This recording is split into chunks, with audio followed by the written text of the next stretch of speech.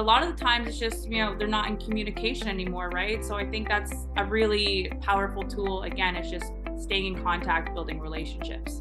Welcome to the Realtors Conspiracy Podcast, where we are dedicated to unraveling the secrets to real estate success. I'm your host, Maud Leger, and each week we bring you insights from top realtors, entrepreneurs, and innovators, sharing their success stories, mindset, processes, motivations, and the key to their success. Join us every Monday for a new episode and discover how to crack the code to success and take your real estate business to the next level. Don't miss out on the opportunity to unlock your potential. This week, I'm speaking with Jenna Rose from Keller Williams. Today's chat is all about communication. Join us as Jenna shares how she embodies the key principles to real estate success. We discuss the power of effective communication, embracing challenges head-on, staying authentic, maintaining consistency in lead generation, and the importance of having a strong accountability system. Let's get to my chat with Jenna. This podcast is sponsored by Sold Right Away, the experts in real estate marketing. You work hard selling real estate, we work hard selling you. From listings to branding, Sold Right Away has you covered. For all your real estate marketing needs, visit soldrightaway.com. Hi Jenna, thanks for joining us on the episode today. Tell us, what is the key to your success? Thank you so much for having me.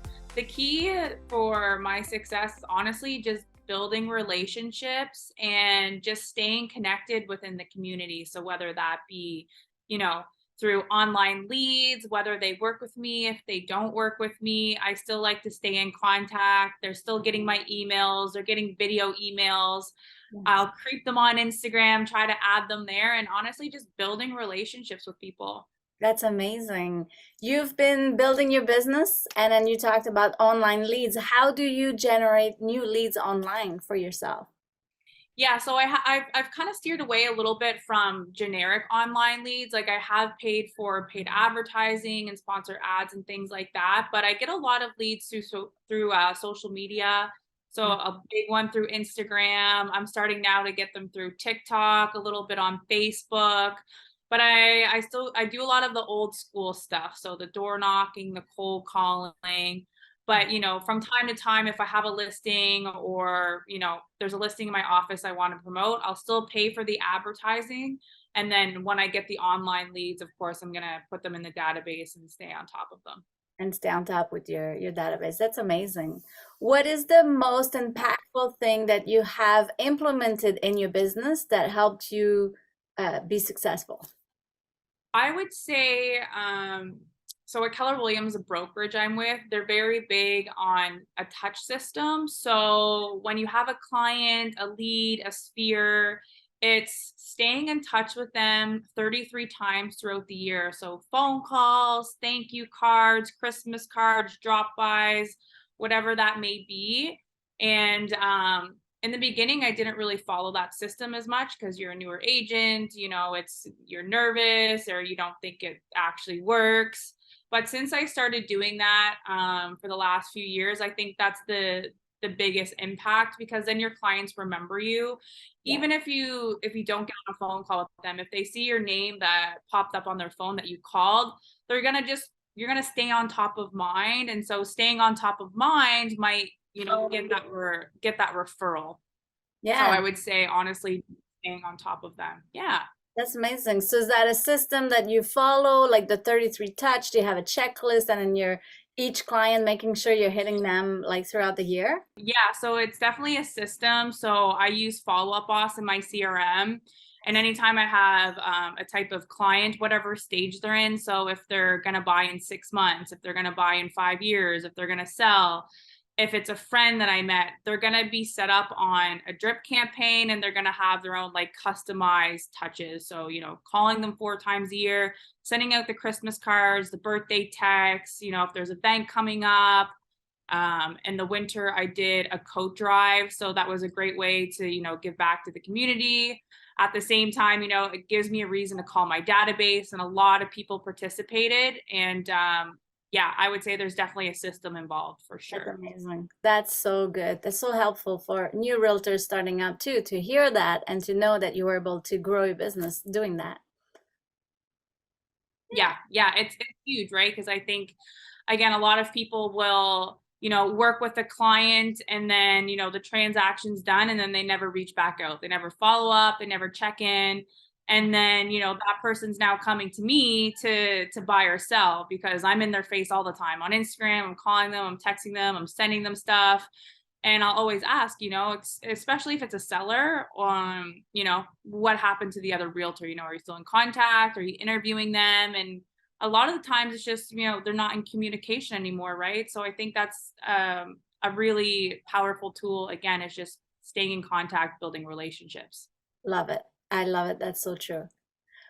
What would be one challenge that you faced while you were growing your business, while you were being a new agent, that taught you a valuable lesson?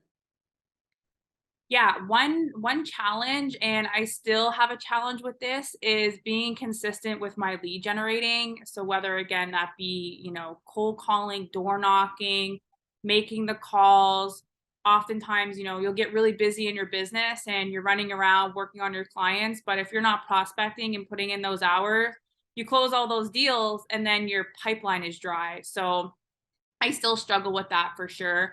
In the beginning, I would say I struggled with, you know, just making the cold call. I was so nervous, I was scared. And then you start doing it and you're like, wow, this is easy. And you're not in front of the person. So if they hang up, it's okay. You keep going, you drink a Red Bull, you get some snacks, you get cozy. And then the next little fear was door knocking. Now for me, I want to do listings. I want to be listing heavy, and I'm 28 years old and there's not a lot of 28-year-olds selling $1 million homes. So I mean, for me, in order to get listings, it's door knocking. So there's definitely been times when I first started, you pull up to the house, you're going to door knock the street. And then I just didn't, I would get out of my car, I'd walk around, I'd get back in my car, I'd get back out. One day I did it 4 times and then I just left. Wow. Um, so just those little things in the beginning, just having those fears or limiting beliefs that you're bothering people, and even calling my database, again, just fears that I would always have that I'm bothering people. But then when you jump in and go in and you start doing it, then it gets so much easier. So I think in the beginning, yeah, it was doing those little things. And now in today's world, in today's business, for me, it's just being super consistent. So prospecting at least 4 or 5 days a week. In the summer, I slip up a lot, if it's really nice out, and instead of going to the office, I'm going to go work on a patio with some friends, and you don't get any more done. You're very honest and aware. So that's a that's a really good point, good thing to have. Yeah, and I think a lot of realtors struggle with this. Personally, again, in this industry, you have to look perfect all the time, and you don't want to be open and honest about what you struggle with. But I guarantee you, I know for a fact that every realtor struggles with lead gen. No Yeah. realtor likes to sit there for 2 hours every single day and lead gen. A lot of realtors do struggle with it, but at the end of the day, we're lead generators, right? That's how we get business. And so I think, just being open and aware of it, and just, trying to stay on top of it and be super consistent with it. Yeah, I love it. You're being very real and very true to a lot of challenges a lot of realtor are going through. Lead generation is difficult and it's on you because when you're the realtor, you're the only person in charge of your own outcome. Whatever you put in, you'll get. So I think what you're saying is really cool. Yeah, for Yeah. sure. How do you pump yourself up to go lead generating, or how do you make sure you're consistent? What's your process there? So I do a couple different things. I sometimes I'll get an energy drink if I have to, do cold calling or door knocking. Sometimes it's as simple as even just communicating with my friends saying, listen, I need you to hold me accountable this week. I have to go door knocking 3 times. If I don't, we're not going out on the weekend. We're not doing anything fun. And even to some people in my office as well, who are trying to get on the door knocking and cold calling, will keep each other accountable. So I think having accountability buddies is super important. Mm-hmm. uh, sometimes you have to have the Red Bull or the extra snacks or whatever that may be, or maybe ice cream after door knocking. So just something to make me motivated to do it. But I will say though, anytime I go door knocking, after I'm done, I always feel so good. So it's just remembering that feeling as well. And then it just gets easier. Sometimes it's fun. It's not as bad as people make it out to be. Yeah, I love it. I love what you're saying. It's like when you want to go to the gym often, but you don't want to, but after you go, you feel so good. I feel like you get the same feeling from your door knocking. Oh yeah, absolutely. Nice, nice. The accountability is huge as a realtor again. Solopreneur, you're by yourself. Having some other realtors is very, very cool that you have that support system for yourself. Yeah, and I think again, when you're a solo agent and you're not on a team, it's a lot more challenging. So for me, like I would say the first year and a half for sure, I'm just running around. I don't really have anyone keeping me accountable.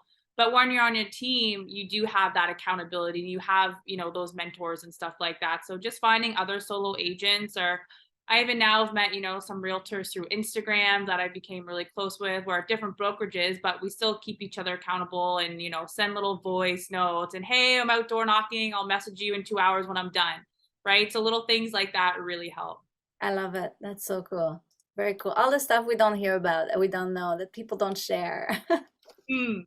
Yeah, because we got to look perfect, right? We have to look like we know what we're doing all the time. And I think that's one thing my followers and clients and stuff will appreciate is on social media, I'm very real. I'll go on without makeup. I'll talk about my mistakes. I'll swear sometimes. I'm just kind of myself.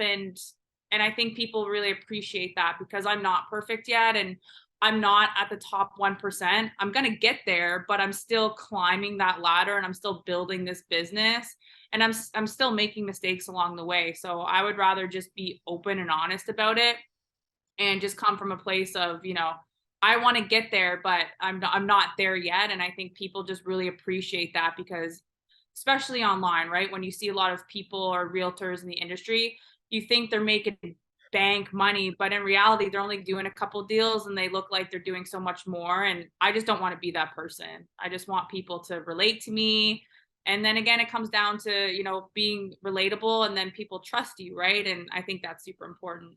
Yeah, you're very right. Being relatable, people will get along with you, then they'll trust you for their investments and stuff. That's cool. Nice. So tell us about a little bit the real estate industry, the technology, how things are changing. How do you adapt to the changing markets and the technology?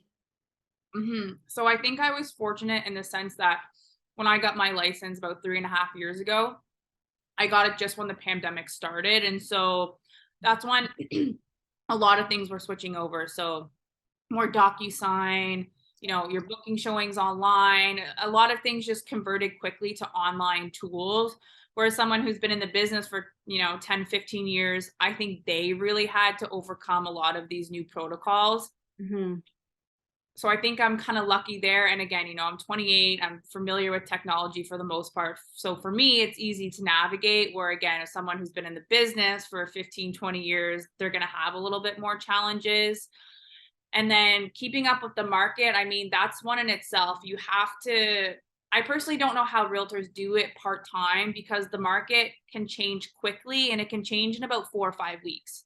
If you're not actively in the market and you're not seeing how many offers are coming on properties or how many showings people are coming to for a listing, it's going to be hard to see where the market is going. And so you have to be on top of it. You have to be reading the news. You have to be what's going on in the world, what's going on in the economy, who just won our election type of thing, right? So all of those things come down to, just understanding the market. And it's not just understanding the real estate market, it's what's going on in our economy, what's happening out there in Canada and in North America, because that affects our market. So it's constantly just, subscribing to a couple, news outlets, staying on top of things in the morning, a quick little read, following some top economists, mortgage brokers, maybe a couple other top realtors, and staying on top of it because the market moves all the time. And so you constantly have to be learning and staying on top of it.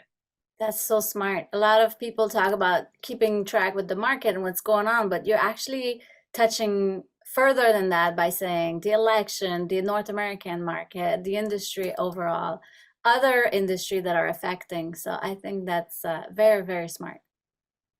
Yeah, you kind of have to, right? Because I mean, if you're only just paying attention to what's happening in Canada and our economy, we might get surprised with something, right? And then you're like, oh my God, what's going on here, right? So I kind of just want to be a couple steps ahead.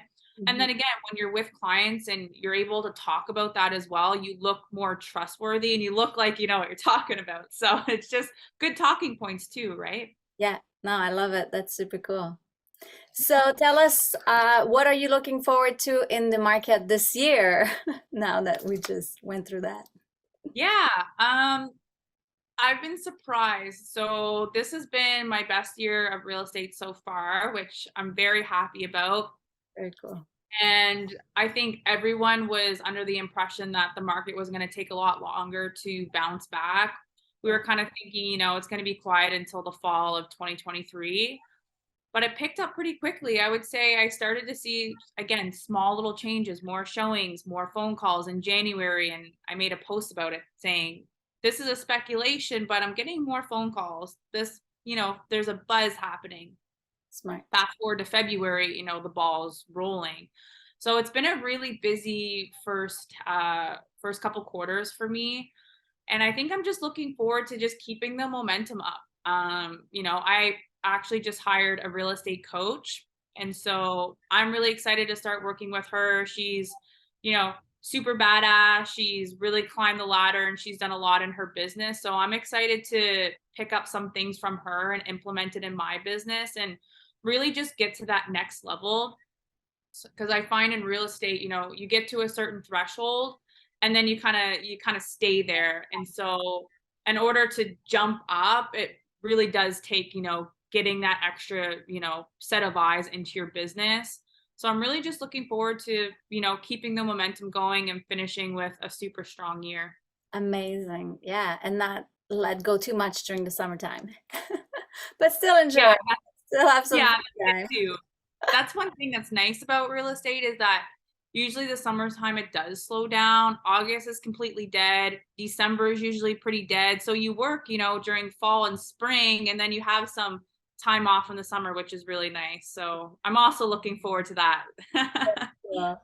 Perfect. So it's time for our rapid fire questions on the episode. I have a few questions. You can answer with 1 or 2 words for some of them, and then we'll see how many we can do. You ready? Okay. Yes. Awesome. What's the best marketing strategy to win more listings? Ooh, getting a lot of appointments. Nice. Okay. Best social media tactic for your real estate growth? Video content. Love it. Most effective social media platform for you? For me, it's Instagram. Some people, it's Instagram and TikTok. Okay.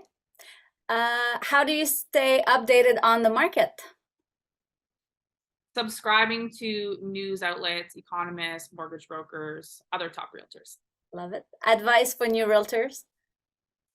To join a brokerage that is big on training or to join a top team that is big on training.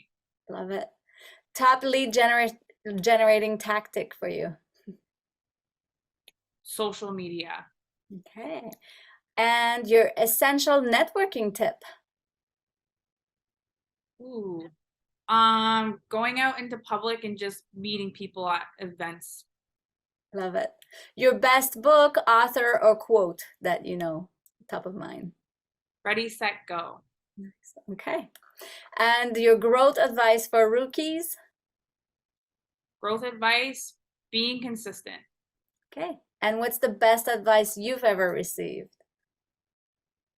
Ooh. Best advice I've ever received. That's a hard one.